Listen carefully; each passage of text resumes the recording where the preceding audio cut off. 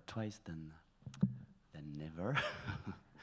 Good morning. Welcome to Nifff 2022. I'm going to speak in English because most of the conferences are going to be in English today and tomorrow. So very happy to welcome you to this 21st edition of the festival. Totally on site. We are very happy to be able to welcome again people without so many restrictions. So it's been going very great. First weekend was great, and now we're starting the week with ITF, the Symposium Imaging the Future, who was created back in 2004 already to explore the relationships between film, numeric, digital creation, cutting-edge technology, connected to storytelling and different regions of the numeric creativity. So for these 2 following days, we have very different and varied conferences on different topics, and we are very happy to be able to really be back with you on site to present that. So, for example, we'll have a conference about the Matrix Resurrections film. Ben Cowell from DNG is gonna come to talk about his work on the film. Something totally different is gonna be a Taiwanese puppetry conference. We have a beautiful film here called Demigod in the Asian competition with traditional Taiwanese puppets mixed with digital effects, and we have the chance to have the Pili studio here, who's gonna show us how all this is mixed, and they're gonna be actually with their puppets here. So it's kind of a mix between practical effects and digital effects, which is very amazing. We also have a big day tomorrow on video games, a mix between Swiss innovation, Swiss creation in video games, connected to international designers. So this is ahead of the game, the title of the day tomorrow, and it's going to be for sure very interesting. But for now, we're going to start with how the game engines. The title of the conference is Game-Powered Cinema, how the game engines are now very interesting to create film, and how the articulation between these 2 realms are made actually on the screen and backstage. So we are very happy to have Stéphane Laurenceau from a very great journalist from Couleur 3, RTS, Radio-Télévision Suisse. And we have a great panel here. I'm going to leave the floor to Stéphane. Thank you very much for being here. Thanks. You to all our guests for being here the 2 days that are following. And a special thanks to my dear colleague, James Berkla-Lewis, who co-curated, coordinated the whole Imaging the Future symposium. Thank you to Vincent Feraient, and thank you to our correspondent in New Zealand, Jan Fales. So we are very grateful to be able to organize this. Stéphane, thank you. Yes, hi everybody. I will try to do it in English. First, I think we have to watch together something made with Unity Engine, made by Veselin. We'll talk about these 3 people later, but first, let's watch this amazing short.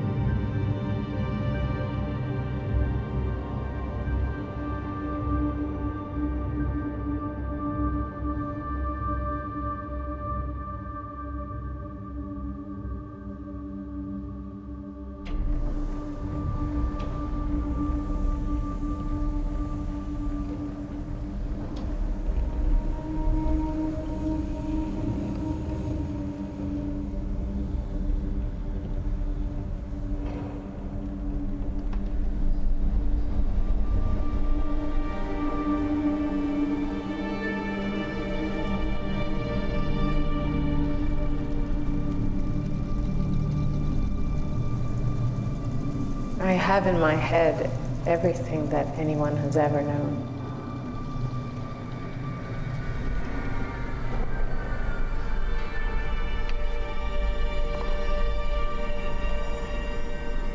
You have in your heart everything anyone has ever felt.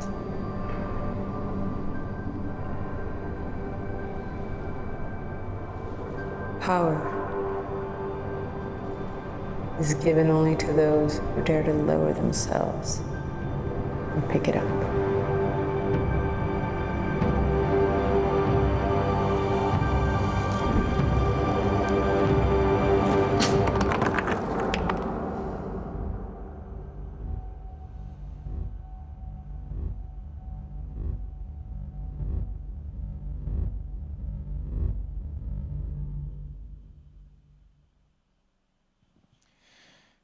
Congratulations. you can applaud, yeah. So this was made with a 3D engine. It's not pre-rendering with a big rendering farm. It's just a computer, a strong computer, I think. Yeah, more or less, we'll talk about that later, with calculating in real time this scene. So I will try to introduce people here. I print too small. So we have Ben Cowell-Thomas here. Hi, nice to meet you. Hello. Hello, you came from England, you work for DNEG, Double Negative, you have 24 years, the company have 24 years of existence. You have offices in Vancouver, Los Angeles, Bombay, Montreal. You work for cinema, I saw on your website Inception, Blade Runner to 2049, Dune, last night in Soho. On TV you work for Doctor Who, Westworld, and you are working on The Last of Us, the series for HBO. You can tell, okay. In the middle, we have another Swiss guy here. We have Moritz Zumbühl. Hello. Hello. You are president and founder of Blindflug Studios. Is that correct? You are producer of games like Air Art, Stellar, Democracia, Cloud Chaser, mainly mobile games. But you used to work with 3D engines too. Okay, and we have the guy from the short here, Veselin Efremov. Hi. Director creative, so creative director, big boss at Unity, we can say that? For the demo productions, you can say. That's nice. You work with Crytek, it's another 3D engine. You work at the Black Sea Studios, and you are the director for all the Unity's demos right now? Yes. Okay, so I don't know if I have to introduce 3D engines here, because I'm a big gamer. I love video games since I was a kid. And I've seen lots of 3D engines coming for lots of different type of games. I am a specialist, so do not hesitate to cut me if I say bullshit. For me, a 3D engine is a kind of toolbox. We can allow people to create and generate 3D environment for mainly video games right now, but we will see it's also for other things. The force of a 3D engine is to rendering things in real time. You can put objects, you can put physics to objects, and it's worked mainly on two sides for me. The graphics experience, all the effects, the shadows, the light and everything, and the physics. Like you have a rock, you have to calculate how the rocks will fall down and under the rock, etc. Some games are very light about the physics, very strong about the visuals, and the things for a video game creator is to make both things stronger, and amazing visuals and amazing mechanics and amazing physics. For 20 years right now, 25 years, I've heard that the movies industry is slightly kissing video games industry. They take their hands together. I remember that Acclaim for Batman Forever was not the best Batman in the world, but they went to Acclaim Studios in Los Angeles to record the motion capture. So for my memories, it was the first step that when people meet together. When I went to Los Angeles for the E3, it's a big event for video games. I've met a guy who worked on Uncharted, the game on PlayStation Portable, and he told me that he's French and he worked for DreamWorks on Shrek, and if he had finished his job, and a friend of him told him, "Yeah, come with Sony. We are working with the same tools on the Uncharted." So I've seen that these tools, these techniques are slightly merging together, and when you watch news and the websites, you've seen that lots of new projects were made with 3D engines, and video games industry slightly come together with the movies industry. Cross-platform, cross-media, maybe we can talk like that. I have been here with a professional about this, and when we exchanged the first message together 1 week ago, he told me that it's important to say that 3D engines are very good, but they are not magical as everybody may thought. You can maybe explain us how did you manage to work on VFX scene before the 3D engines, and how do you do right now today, for example? Hello, everyone. I think that's a big question. I guess, I mean, it'd be interesting to know, sort of how many people here are from sort of a games background or a film background on it. So who's familiar with sort of how VFX is normally done? Yeah, and people maybe from more of games background? Okay, cool, it's fairly even. Seems 50-50. Yeah. It's the meeting of the minds. So I guess the big difference really is that a games engine is both the editor and often the system that renders and plays back all at the same time. It's the place that you're often creating things in and then playing them back and often then publishing them from.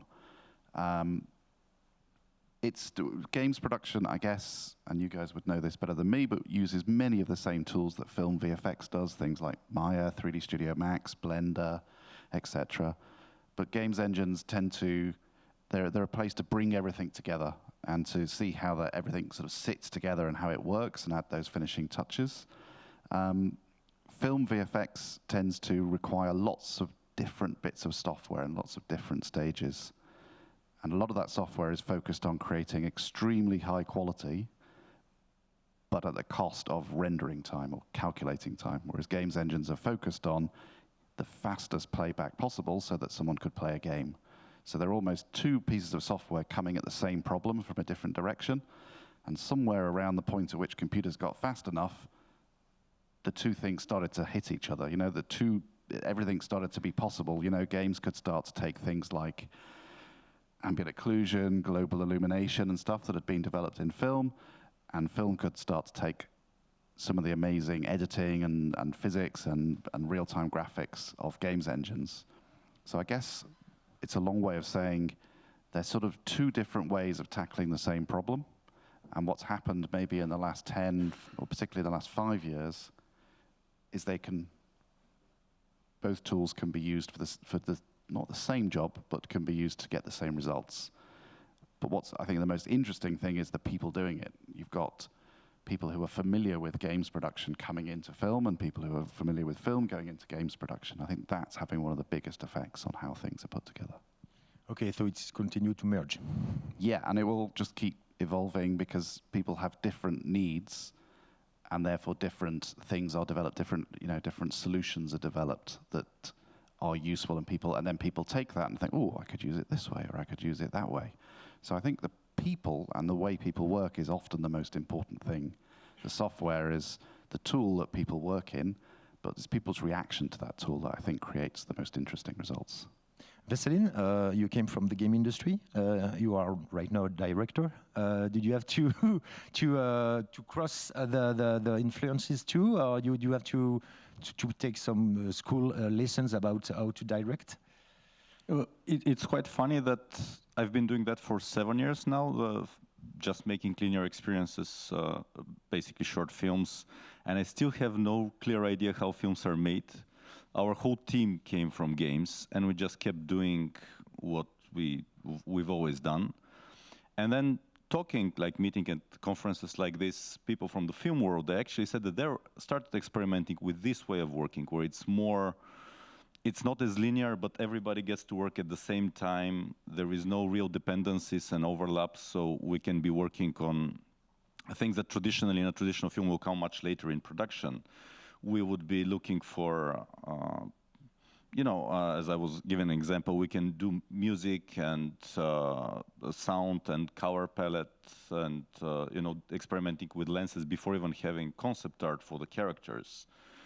And because this is how we're used in games. Games are enormous productions because the look of games, the visual stuff is just one part, and it's not even the main part in games. The games are supposed to be fun, and how they look, marketing team is mostly excited about that, but in general, it's not the number one thing. So we're used to be able to fast prototype, to make mistakes and learn what we're making along the way. We never, like for instance, I'm not used to having a script on a page and then let's do that. It's basically I have a vague idea and we have to discover exactly what we're making in the process because it's so fast to try things. That's the force of the real-time engine. Yes, in all our productions, my favorite shots are usually from something that I was playing around with and came as an accident. Look at that, that looks kind of interesting how the shadow falls over the reflection and I didn't expect that. So that was, and we didn't know better, so that's just how we tried making films. And yeah, I think it works. It's a lot of fun also this way. So yeah, I can't say to this day, and always when talking with film people, I say I miss vocabulary, some words, I don't know what they mean, but yeah, slowly learning this as well. If you produce every year a new video, it's maybe because the engine went to a new version. You have a new features to show, for example, hairs, lighting effects, for example. So our productions on our team are not super fast because we do a lot of R&D ourselves. We want to identify certain areas that we think are important, and we develop them ourselves, or at least make prototype. Like this is a full real-time simulation for hair and rendering as well, and it's this character has at least 100,000 individually simulated strands, and that runs in real time at 30 FPS. And to build it scalable, so we can have many hundreds of characters, and hopefully get it all the way to mobile, where you simulate less, but on every strand that you simulate, you attach several of the other strands. So all sorts of optimizations, and we spend a lot of time perfecting this and skin shading. And this is where we basically get a lot from the VFX industry, which is going in front of us, and see, okay, nowadays it seems with the new GPU, the new video cards, this thing might be possible, so let's try to run it in real time. Just for my personal information, this work on a regular PC with a regular graphic card? So at the time, because it wasn't optimized yet, it worked on 1390, but it's a regular gaming card, but it's the top of the line basically for consumers, 2000, right? yeah. Yeah, but it's not like the Titans or these really $15,000 GPUs. And the point is to optimize it before releasing it to the public. So at the time that we show a project, it's usually not very well optimized, but still, runs in real time, but on a bit beefier hardware. But we're always targeting game consoles, so this is supposed to run on PlayStation 5 and Xbox as well. And when you work for the movies industry, do you have the same kind of configuration, or you have a dedicated machine, dedicated I don't know, double graphic cards and a big computer? You have the same kind of configuration? It depends, really. I think we have less concern about the overall playback because we're not, often we're not worrying about will it work real time. There's often certain types of production where it needs to work real time. If we're working with a LED screen, or we're doing previs or fast post-vis or motion capture. But yeah, fairly similar. And I think that's one of the big sort of evolutions that's probably going to end up happening with hardware that's for offline rendering. The idea that you could build a render farm of graphics cards that's scalable and not obsolete within a year and that kind of stuff. So I think that would be something the film VFX industry would definitely be working on. Does it change a lot the shape of the team of our regular VFX and the 3D engines VFX? Yeah, you can do. It really depends, because I think the thing is that games tech fits into lots of different parts of the film VFX or TV VFX industry. So it could be part of previs, which is before the shoot, where you're working out what you're going to do, which is exactly as you say. You want to see ideas quickly and you want to try things, which is generally a small team. But yes, it can have a big effect on the size of teams at the end. You can have a much smaller, tighter team. And when something goes wrong, you have someone to take his hand on the keyboard and try to figure it out? Well, it depends on what goes wrong, but yeah, I mean, you have to have a team that he has the expertise to cover for everything. You know, there are always bugs, for instance, and you have a technical director or just engineers to take care of that. When, as you asked earlier, we're always on the bleeding edge of the technology that is not yet released to the public, because we're like also a first line of defense. We don't want to be releasing buggy technology, so we would feed back to the larger R&D group at Unity to take care of things that we have uncovered, for instance, because, you know, early alpha versions, they're never super stable. But yeah. Moritz, you are interested with 3D engines, but not especially for make VFX scenes on the movies, but to use it on the documentary. Is that correct? Yes, we just started a project today, actually, to do that. But maybe can I add something to the discussion before? So for the film people here, I guess something is very important to understand. We as game makers, the team is like a team of little gods, and we just create this world, and then we play in this world, and that's completely different than making a film where you try to capture and to kind of, you have only one shot. Like you ask, as an example, you ask when something goes wrong. I mean, when we make games, it goes constantly wrong. It's the purpose of iterate over it, and things have to go wrong. So the beauty of using game technologies is that you can try out as many iterations as you want, and you can play around. And the limitation is basically, that's what always I'm saying, just the skills of your team. So you really have, as a little gods, you can go as far as you can, actually, and technology or a good game engine is like the toolkit that helps you to build that world. So it's completely a different mindset when you start a project. So so the question at the moment for my team is, how far can we take this? And the limitations are basically our own skills. Ben, do you remember the first time you have to work with the 3D engines? Which project? I think it was at a previous commercials company where we produced interactive works, but we came at it from a filmmaking background, so we used Unity, which was a revelation really for us. It was just amazing how, particularly doing stylized character animation at the time. I mean, I'm sure if we'd really pushed it, we could have gone to sort of realistic stuff, but doing stylized character animation and then seeing things in real time, and as you say, reacting to stuff was quite exciting because, you know, animation, film, VFX, filmmaking is a very laborious step-by-step process, and then you, almost like old photography, that's a terrible term, traditional film photography, you, at the end, you go, oh, there's my picture developed. And then you think, oh, I'll make a tweak to the settings. So then you go back to your camera and think, what did I set? And fiddle with it. And then you take it to the developers and get it developed. And then you're, as you talk about iteration, your iterations are much slower.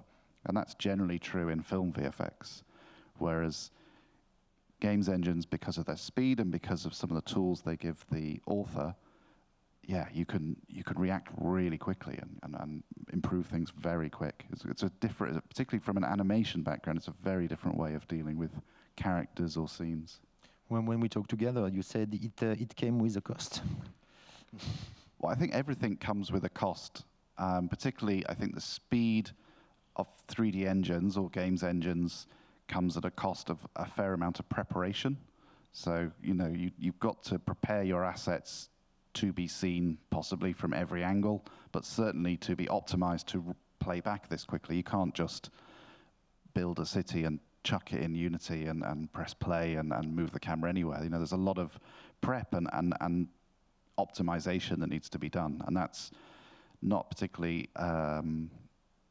it's just the same cost that you get in film VFX, you know, in the end, but it's a different type of cost. You know, you've got to think about, right, how am I going to optimize all of this? How am I going to process this? And often, in terms of crew experience and crew expertise, I think working with games engines takes some different skills. So it's, you know, it's often crewing-wise, it can be finding people with those skills.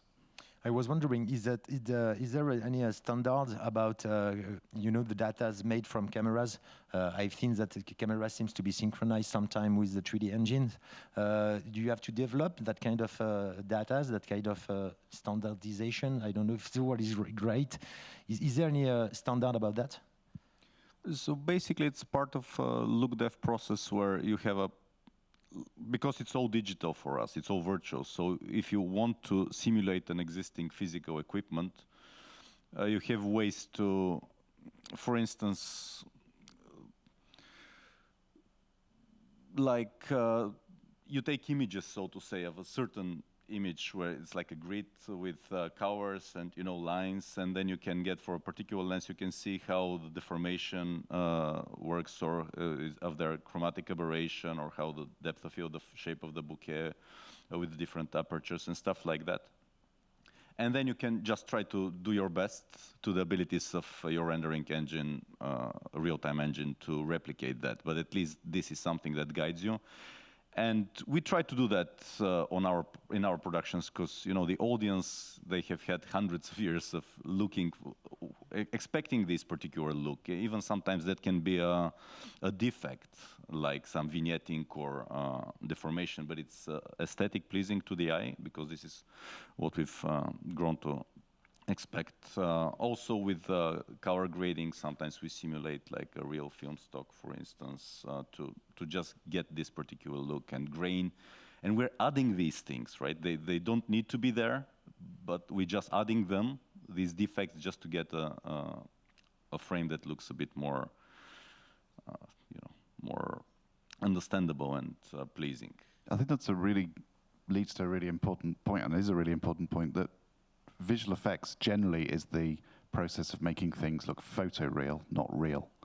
Whereas games often can be about photoreal because people like cinema and they want things to look cinematic, but often you're trying to present a world that you're actually in and looking at with your eyes, which is a totally different ballgame. And it's going to be very, very interesting when this changes, when will cinema films look like games and not games like cinema films. And I guess the audience, in my personal opinion, and I'm looking into the future, which is always a bad thing, but or dangerous, but I think in 5 to 10 years, the audience just wants to have cinema films that look like games. Yeah, I'm not really looking towards that, because I really like the traditional film. Me too, but it's the reality, I guess. Yeah, the thing is that in games, to make a game playable, there are certain things that might be visually nice, but they actually get in the experience of playing. Like, many people get sick from motion blur in games. And motion blur is really bad in real time. Basically, we can't do real motion blur, but still, depth of field, sometimes you need the full clarity of the frame.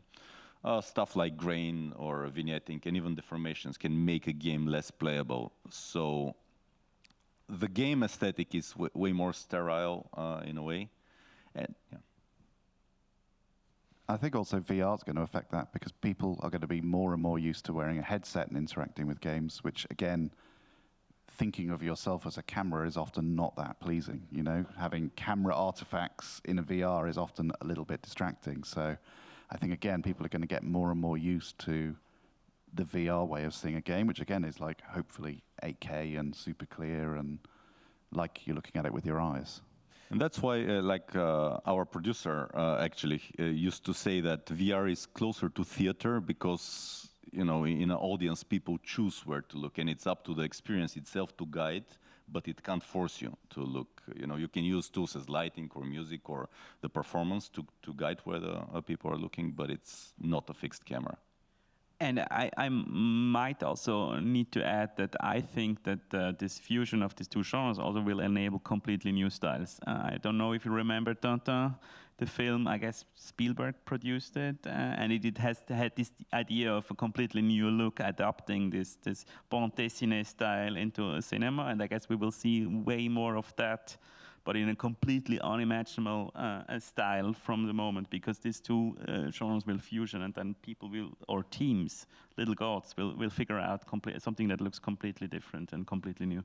I mean, there have been some, I don't know whether it was all three of them, but the Hobbit films were 48 frames a second, weren't they? And I think people were quite went into the cinema excited and were quite shocked how clear it was. It looks like you're there sort of, it's not a camera, it looks like they're in front of you, which is quite shocking for an audience if you're used to seeing grain, motion blur, vignetting, all of the things that emotionally make us feel that film looks like film. But it doesn't have to look that way. But that also adds a lot of stress on, it affects everything in a film production. Then you see that, you know, a set that's not a real stone because you see it so clearly in a way. And the costumes and the makeup, I think they had some challenges for that. So it will take time, maybe even generational change for people to get used to these things because for us, it's probably hopeless. But yeah, I see that I have become very conservative to all these new things. And even like when Zemeckis was making the first experiments with full 3D, where the camera would just go through the small crack in the wood in the door, and you get this, you know, strange feel, these cameras high in the air, and you realize that you have felt the helicopter before in the motion, and the easing of, you know, the heavy equipment moving around in space. I know what you mean. For now, is there any TV series or movies who were shot with a 3D engine and that's it? You put it on the Adobe Premiere or Final Cut, you just have to cut it and put on your movie, or you have to post-production again after that? Or you have to work to dirtiest the picture, as you said? I think I'm certain. The truth is, I don't know of one example. I'm absolutely certain you could. There's no reason you couldn't. I mean, because that's the other thing about games engines is they tend to have everything from sound editing, physics, often color grading, post effects, all under one hood. So I don't see any reason why you couldn't finish a shot completely. I think the one element for what I do is often compositing people or sets or backgrounds together is a step that we still need to do in Nuke. And when people came to you with a new project, do you have to think, okay, this will be doneable with a 3D engine, this will be doneable with a post-production VFX?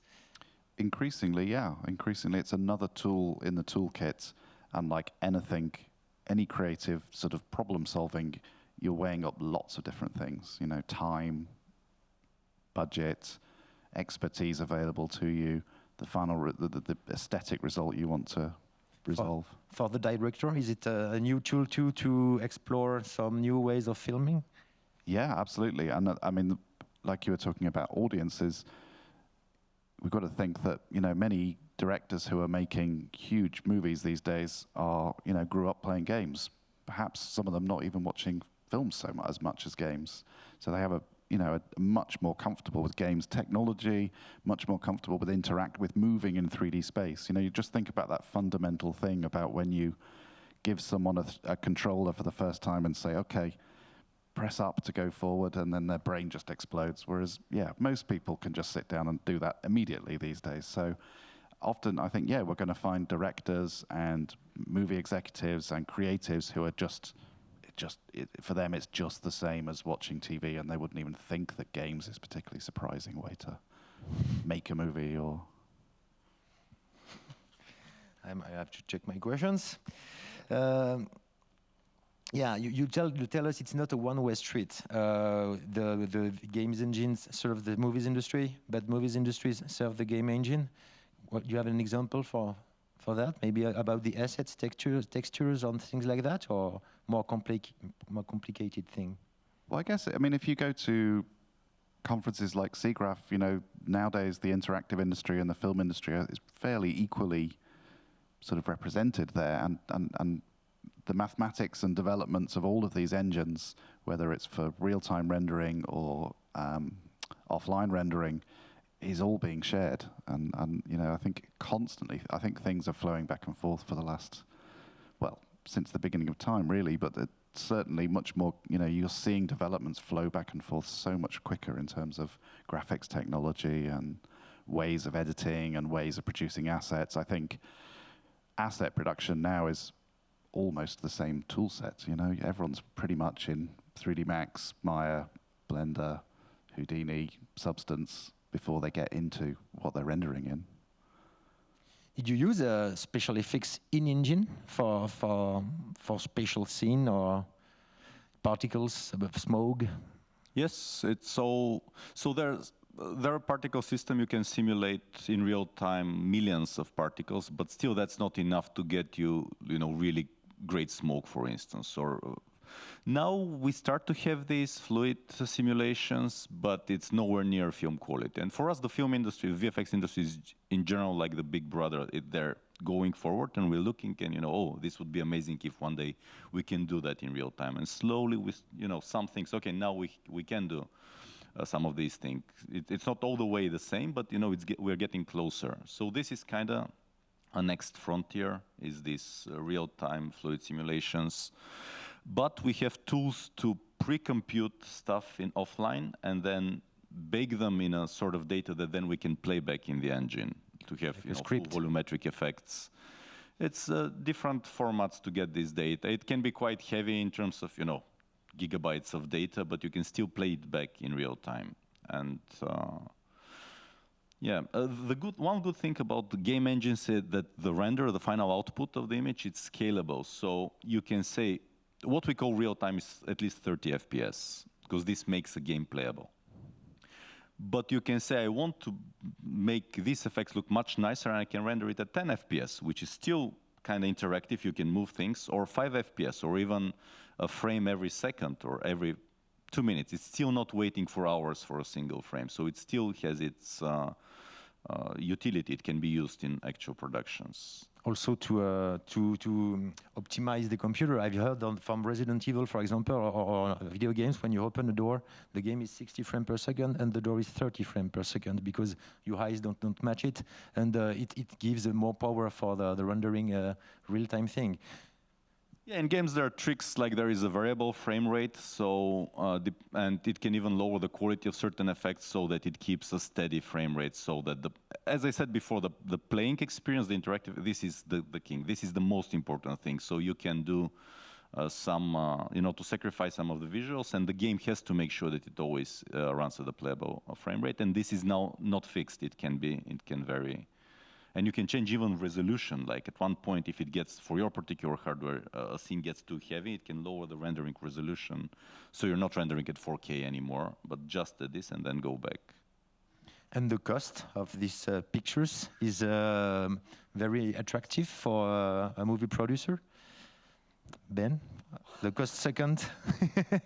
I think I just wanted to pick up just on one point about talking about the sort of the flowing back and forth of tech as well. I think also what happens with, if we took an example like fluid effects, film effects or TV effects or offline rendered effects, there'll be lots of desire to get it as fast as possible, because still you don't want to be waiting months. But you'll perhaps go, okay, this software is getting fast enough for us. We can get shots out. We can see it the next day, for example. And you'll almost leave the development at that point. Everyone wants it to be faster, but there's so much else to be researched. And then games will come along and kind of go, oh yeah, but this has got to be real time.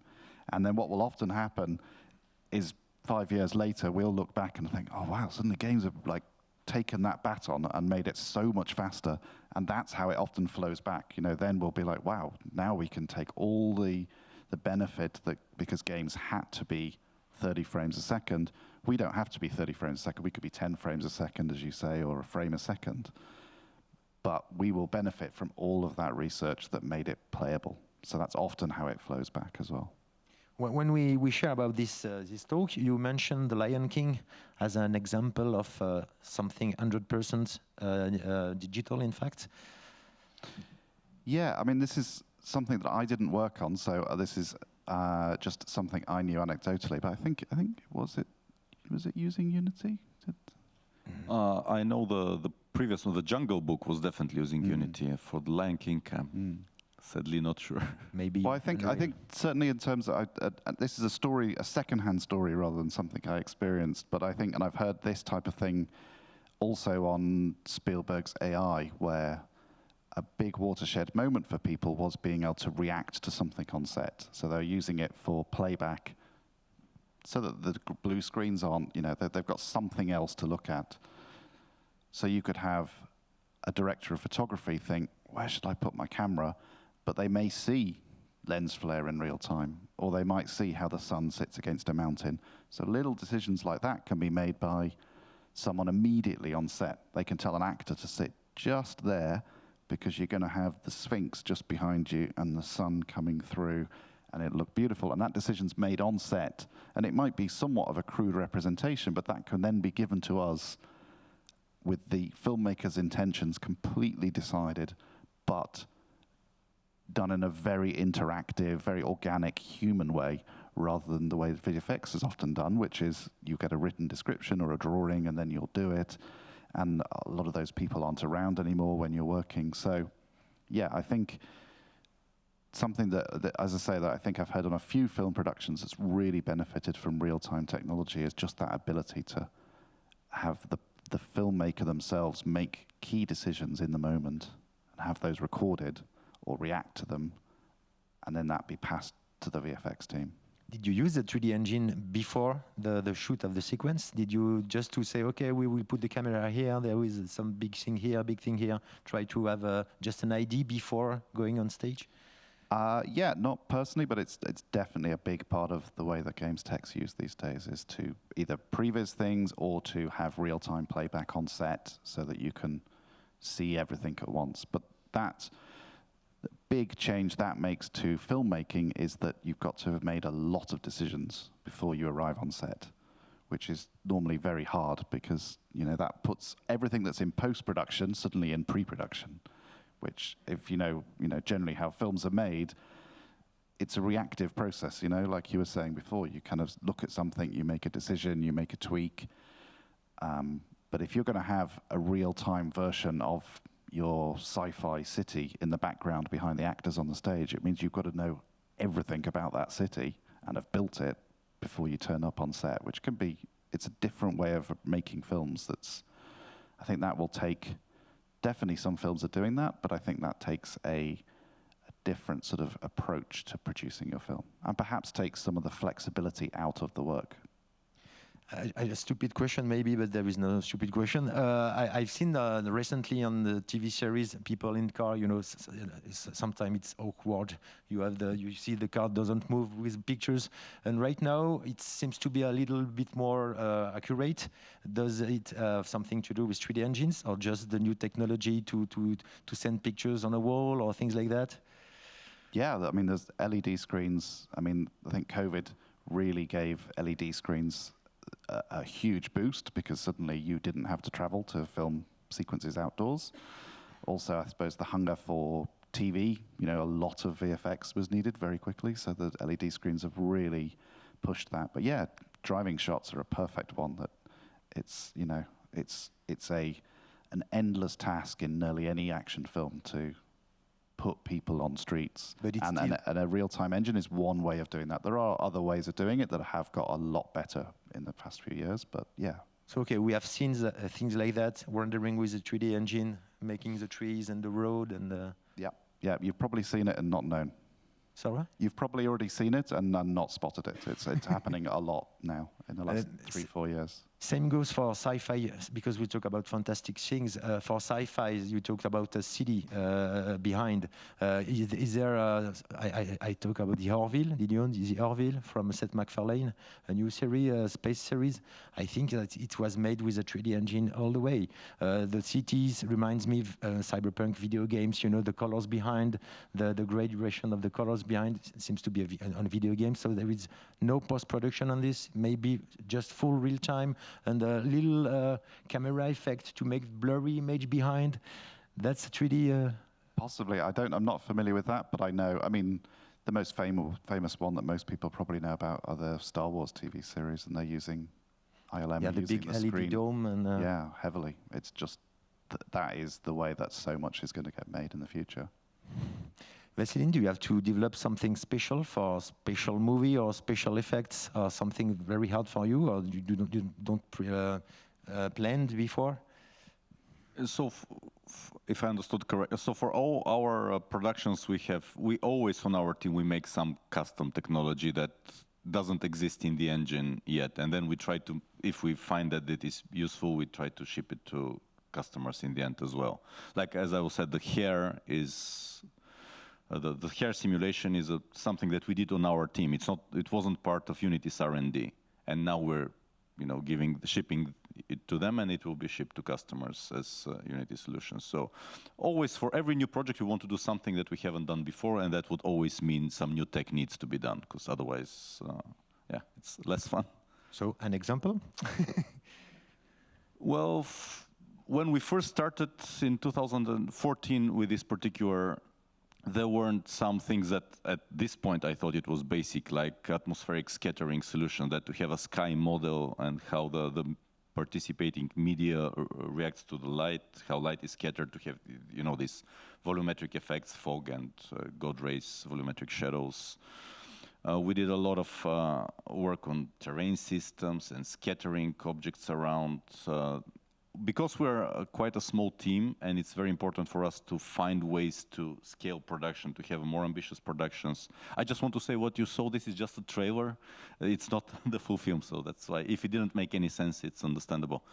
But the productions in general are bigger, and we want to develop tools that allows a small team to make way bigger worlds, for instance. And this is a lot of tech, this is where it comes useful to be able to make large environments, for instance, without putting every single tree or grass manually.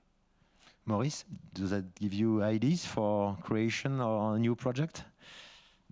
Yeah, sure. A lot of actually know that the future is bright. Or what do you mean? I said that did you have some crazy ideas and say, I can use for your starting project right now. You're listening to a lot of things. You are wondering, okay, I can use these three things or volumetric fog. That's not my field of experience. So I'm just a producer. I would have to ask my people. I have a question I put here. I've seen some months ago that Unity Technologies bought Veta Digital, the company from Peter Jackson in New Zealand, who made a lot of VFX. We really changed something about Unity assets or way of coding. Did you have some insight about this? So this was the idea for us to learn from some of the best in the industry. So basically the ambition is to get all these amazing tools that have been very exclusive to only a particular group of people in a particular industry that is still kind of remote from the way of working in games, and to make it accessible to everybody. And this will be a process, right? To take it all on the cloud so that, because it will probably require some hardware to get it all the way to these insane levels of quality. But yeah, the idea is to get all these tools that are we've seen in these big film productions, and to make them accessible in one shape or another to every game developer, from the small indies to big ambitious teams, and of course to give it to other VFX houses as well to use. So this is the plan, and yeah, this is something for our future productions. I can't tell exactly what we're working on, but it will definitely, use these tools. What are the downsides of these benefits? You asked that there is some technical problem, but the speed is not a downside sometimes? I think, as I sort of hinted at before, I think there's an expertise issue. I think, in film VFX, there's quite a number of people that have come from games, and I would imagine there's plenty of people that have come from VFX who work in games. But expertise, it requires a difference. You can find your way around a games engine, and you can learn it. But I think games, because of their real-time nature, a lot of the expertise required, whilst obviously you've got to have the artistic talent, the technical talent demands, I think, are perhaps somewhat higher. I think people would need to, because in the end, if you're making a game, you're shipping software. You're selling a product, a working machine. Whereas with film, as long as it plays back once, you just copy that and send it to everyone around the world, and everyone watches that same video. So I think people who are working with games engines sometimes, not always, but can require not a technical mindset, but certainly perhaps more technical experience, less fear of programming and some of the mathematics involved. So I think whilst there's plenty of those people in VFX, they're perhaps from a different background. So I think it's going to require, on both sides, a lot more swapping of skills and mixing of people and merging of teams. Just like live action, you know, the way that it's evolved over such a long time, and people, if you go on a film set, people just know what they know. They've got code words for everything, and everyone knows what their job is, and everyone's like, "Oh, that's the best boy," and everyone's like, "I don't know what a best boy is, but okay." Film VFX is quite like that, you know. There are roles that have just defined over the years, and everyone just knows what they are and how they work. I think it's quite a disruptive and interesting technology to have real-time tech come in and say, well, maybe you don't need that person doing that, or maybe we now need 3 people doing a different task. So I think one of the, not biggest negatives, but one of the biggest adaptations we need to make in the traditional film VFX world is to learn from how game studios operate and take in some of that experience. You know, you can't just get someone who's been doing it a year or so. You need people who've got quite a background who, when something goes wrong, know what they need to do. Can I add here something? Because I think it's a very interesting observation you make. I'm making the same. So we try to fusion now these 2 teams, the game devs and the filmmakers. And what you immediately feel is that there's a completely other culture. As you said, in film, because someone had to take responsibility and plan this shot, it was really top-down systems. You had the guys with a lot of know-how. The director was the king, basically, or is the king, basically. And in a game dev team, really know-how and skills is the ones with the most know-how and the most skills are the ones who rule, because they solve the problems and they make sure that it runs on all the machines. So you have kind of a successful game team has a completely other culture than a successful film team, and that's going to be interesting. I think it's going to be interesting how this culture shift affects film teams, and how that also changes the traditional roles you have in filmmaking. Completely different, potentially completely different. Way more team structured, way more team based. Not a single director anymore, as an example. Maybe way more creative ways of doing stuff. 3D engine can fit every kind of movies, or there is some kind of movies, oh no, you don't need to use a 3D engine for this one. Does it happen? Yeah, I think it's always just the right tool, and often more just the right working method for the job. So it's another thing that we can use when we need to. And as I say, that I'm sort of coming at this with my recent experience on The Matrix, where we used Unreal as a way to assemble and render scenes. So quite a traditional old, way of approaching shots. But real-time tech is affecting film in so many more ways than that. As you say, with the LED screens, with visualization on set, with the virtualization, the fact that, a director of photography who knows nothing about VFX can wear a headset and walk around the scene and say, right, I'm going to put my shot here. All of this stuff is going to disrupt and change the film industry. And I think how and when it's used is going to be a sort of discussion between the creative people who would want it for certain problem solving or visual reasons, and also the producers who may want it for cost or perhaps almost logistic reasons. If you can't get people together in the same country, or you can't travel somewhere, or you can't film in the middle of some ancient site where you can't put a camera. So there's going to be lots of competing reasons why you might perhaps use it, but the fact that it's just another tool sitting there is really exciting, because it opens up a whole other setup. And in the end, what will happen is it won't be someone like me who will use it in a cool, earth-shattering way. It'll be someone who's right now at university studying film VFX, but using a games engine to do all their work, who just isn't bothered about how things were done in the past, will just do it their way. That's what will end up making the really big impact, I think.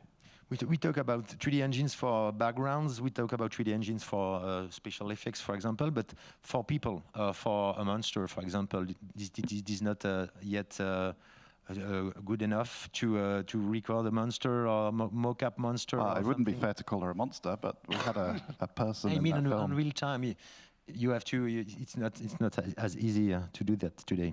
Well, it's basically the hardest thing because everybody, the smallest things are very, if something is wrong, you immediately pick it up and you don't need to be an expert. And we're catching up, like for instance, on this character, we had all the little, not just the hair, but all the little hairs on the face, which basically, the whole face is covered with tiny, almost transparent. So we are able to render that in real time, but there are more complex things. In terms of animation, I think we can be getting close now, which is funny because this was the hardest thing to solve, basically. But on rendering, there are still things that... you can do a crowd from far away, but that's it. Well, I mean, because skin is so complex, and in real time we're simulating things like blood flow, for instance. When you mimic your face, you're pushing blood around and it changes the complexion. There are many things that we can do, but still to get like the amount, like how light scatters exactly and things like that, we approximate a lot. But maybe for background works, soon it will be quite usable as well. Maybe it already even is, if it's slightly out of focus. And to render a crowd or on a market, for example? Yeah, for sure, yeah. Okay. Ben, you want to add something? I was just going to just expand on a point you were making about, I think, creatures, people, and animals is the hardest, because I think that's what we are evolved to judge. As human beings, we look at faces and living things all the time, and we are so adept at going, something's not right there. And it's still the hardest thing in offline VFX. It's still, it still keeps getting better every project. So I don't think it's a fixed point when we'll say, great, we can do fully real humans now. I think it's just going to be an ever-evolving a sort of target that's moving away from us at all times. Yeah, and there is a dedicated part of the brain that recognizes, human faces in particular. So it's really hard to trick that one.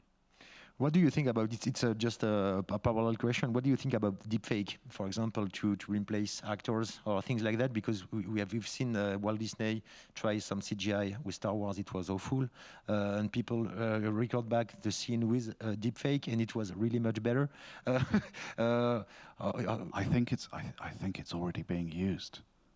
I couldn't tell you where, but it's already being used. Deepfake are used today. Yeah, and again, as another tool in the box, you might get to a part way there with the digital techniques, and then you might use a bit of deepfake to finish a certain shot off or whatever. But that type of real-time sort of 2.5D tracking and stuff, yeah, it's already in productions that you've probably seen it and not known. It is being used for that reason, that people put Twitter videos up and people thought, wow, blimey, that's good. Okay, we'll just use that then as well.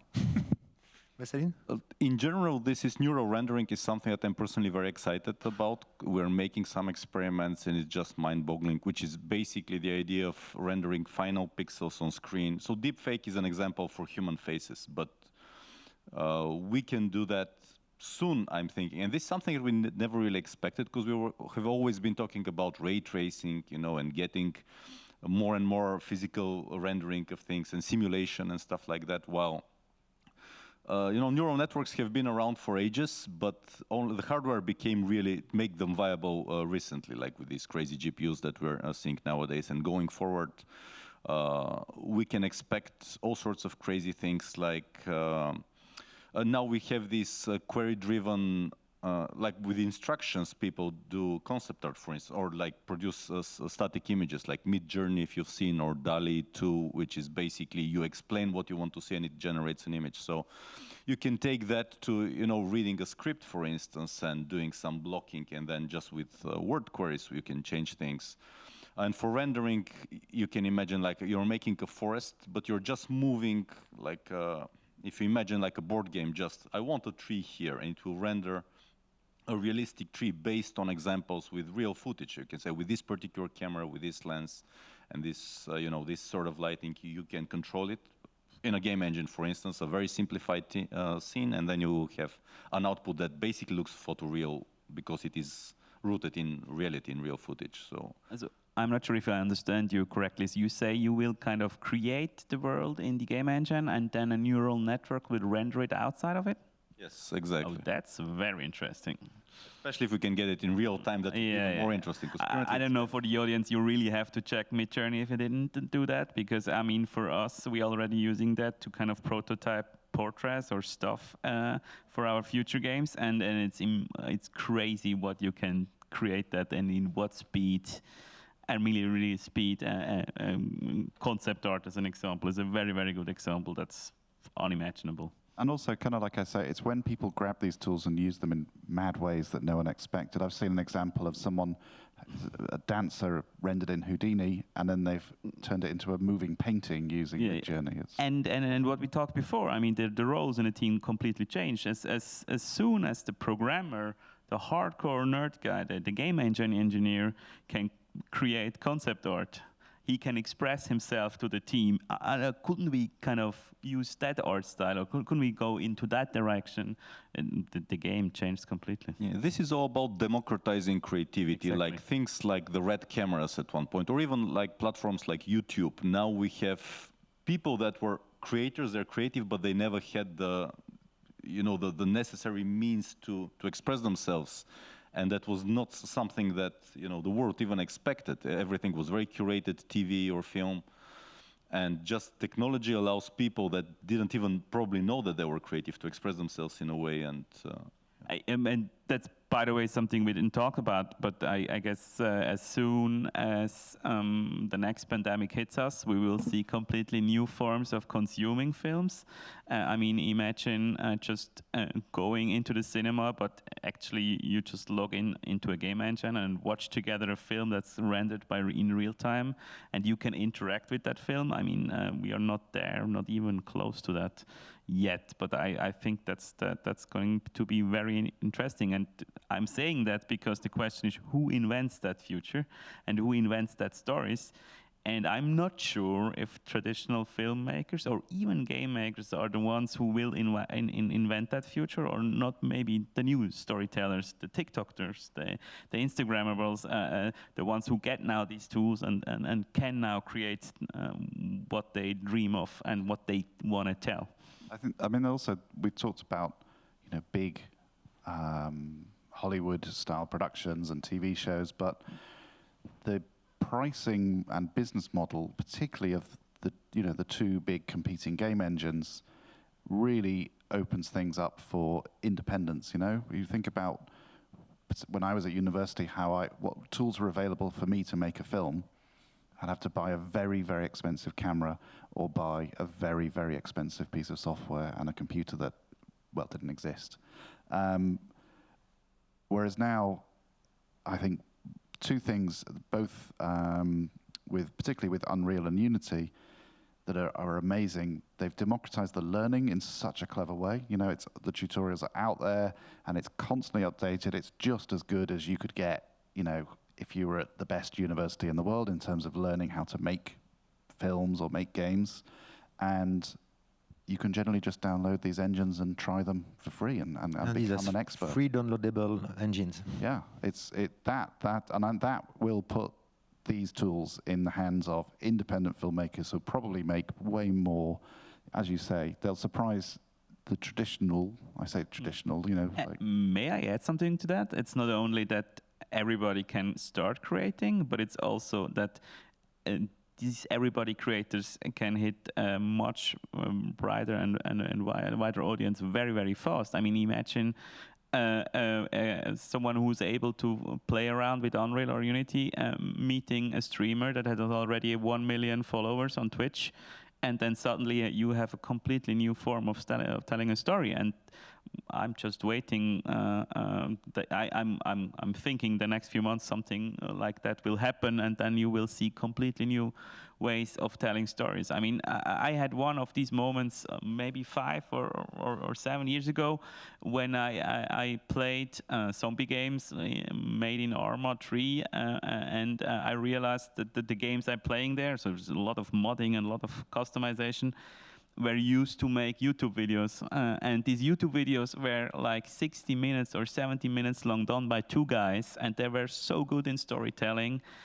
And they hit like 1 million views in a week or so. And now, do the math, do the numbers. 1 million people watching 60 minutes. done maybe in a week or so by 2 guys, and these were so good stories. I mean, so good stories. This is changing everything, I guess. With the democratization, though, one issue that needs to be solved in a way is discoverability, because when everybody is a creator, it's hard to find. I mean, I know there is content out there for me, but I don't know how to find my way to it. So this is a big challenge to indie developers as well. We have 10 minutes to ask a question. I'm letting you prepare your question, but first I would like to ask to Veselin, are you working on a new short right now? Are you working on new features for the Unity engine for the next year? Yes, we're always working on something. Sure, but and yeah, it's always something different from what we did before, because we kind of, you know, at the end of the production, you get so sick and tired of it, so you want to try something new. And yeah, it's really exciting, but of course, this is what I'm going to say. So yeah, it's in a new direction for us. Right. Okay, after the hairs, something else. Yes. Moritz, so after what you've learned, you will definitely go to 3D engines for your next productions, or this documentary you just start? Yes, well, we definitely hope that we can work with more film makers on more complex projects, sure.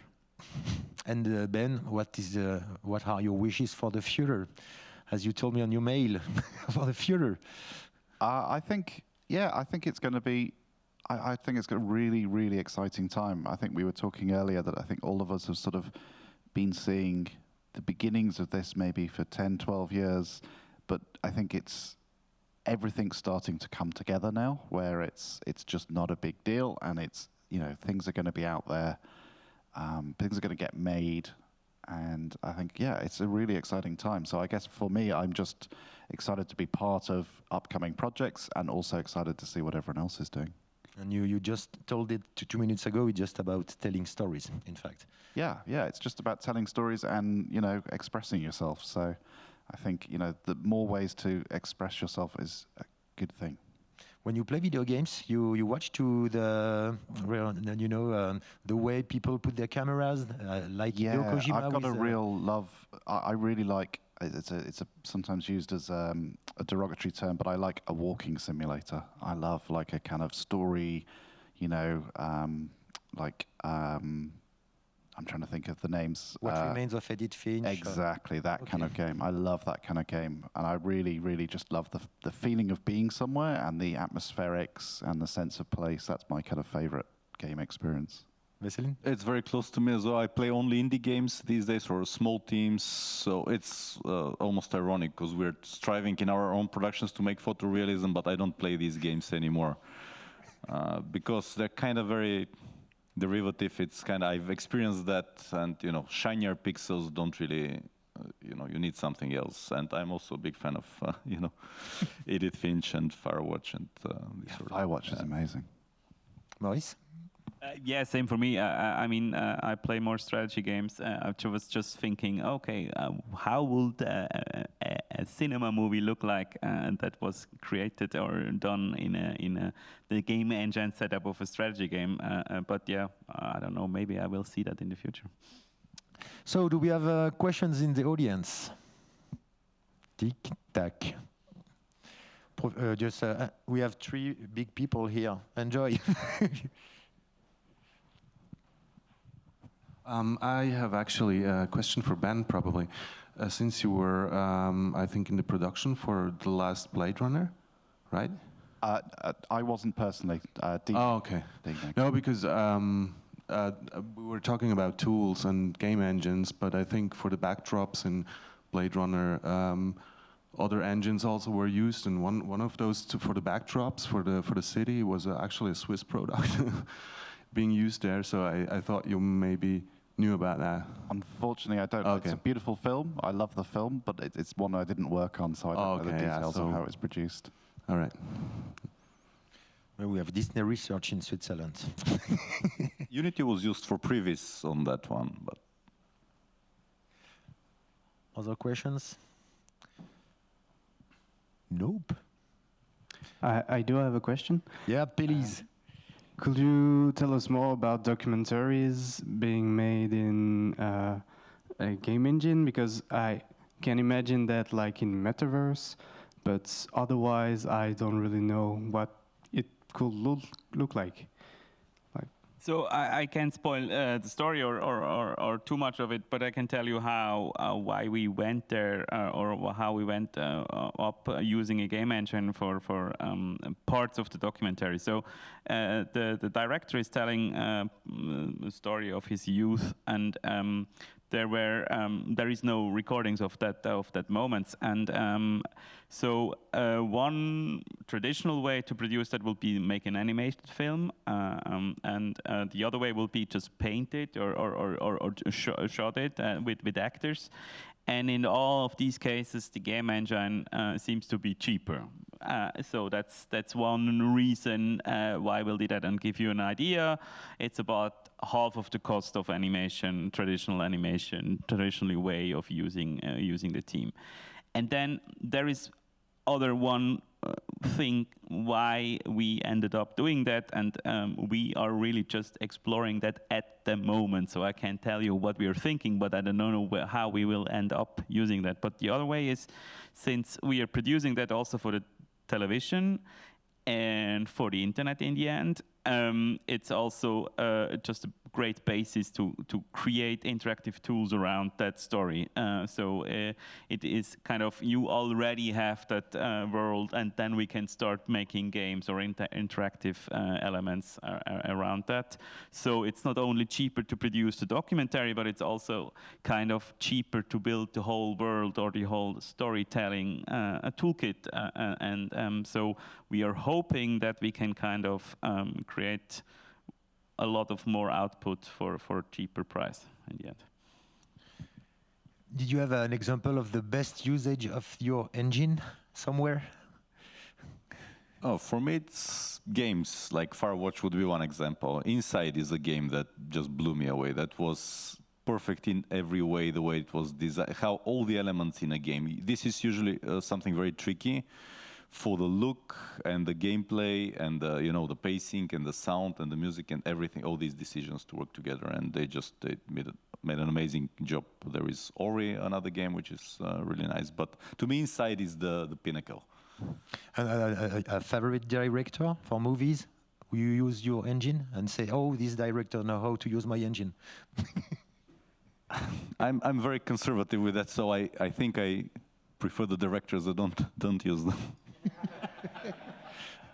No, I'm kidding. I really liked, Dune and Blade Runner, and Denis Villeneuve is, but... We also talk about Guillermo del Toro as a gamer too, who like movies and game. Yeah, I'm not a big fan of his. Okay. But Spielberg is one. Like, Spielberg has been playing games from the 80s, and he has always been like a pioneer in, like, previous, for instance, with Minority Report, and this, he employed, and his team, a way of working that we do in games in general, like something like that I mentioned, and this is. Without having everything set in stone, this is the script and this we have to execute, but things are being done. Like world building was being done by Alex McDowell, the production designer. Work started before having all these things locked, so that allowed people to do things, to inform different departments of the team could inform each other and make better decisions that way. Same with Fight Club. Fincher is also somebody who would use this sort of technology to find ways to tell enhance story. Narration. Yeah. Ben, the same. You have a favorite director for video games and movies? I think in terms of for video games, it would be not a director, but a team would be the Chinese Room, who produced some of my favorite games. I think for movies, I'm going to be very conservative and say Stanley Kubrick, but I know if he was still around, he would be using this technology the same as, he was having NASA help him make camera lenses, and I think if you've got a certain mindset, it doesn't matter how old you are, you're always like, oh, that's an interesting tool, and I think there's plenty of filmmakers like that who immediately see something and see an opportunity to create something that couldn't be created before. Moritz? Yeah, just ironic as well. I like Coen Brothers the most, and I mean they are planning every shot with sketches in advance, and nothing is, I guess, spontaneous. And in games, I'm playing a lot of indie games. I don't have a favorite team, but it's also like you said, it's teams and not persons. That's the big difference for me. I think this is just a coincidence, like people like Tarantino, for instance, or even Nolan, they say they don't even storyboard, they just imagine everything. And the Coen brothers, they storyboard they have every shot in their head. So these are geniuses in general, so they are kind of transcend this in a way. But maybe these tools will allow less genial creators to come to their level just by being enforced by technology. Or create completely new genius. Yes, something that we can't even predict. Yeah. Okay, then thanks a lot, people. You will be. Thanks for being here. I say. Je vais le faire en français. Thanks for coming here. We don't have any more questions. I think we have to give back the stage. So thanks for coming here. Thanks for answering my clumsy questions, and I wish you the best for the rest. I will go to DNEG, double negative, to see what you are. Last of Us. Maurice, we will keep contact. We come to Color 3 to talk about. And Veselin, I will spam you about the next Unity iteration. Thank you, please do. Okay. Merci tout le monde. Bon festival. Merci au Nifff d'avoir organisé cet événement, d'avoir fait venir ces personnes qui me font rêver depuis tout petit. Enfin, même si je suis plus petit maintenant. Mais voilà, c'est cool et ça fait plaisir de voir qu'il y a des choses qui se font et qu'il y a des gens talentueux. Everybody's okay? Oh, enjoy this Nifff.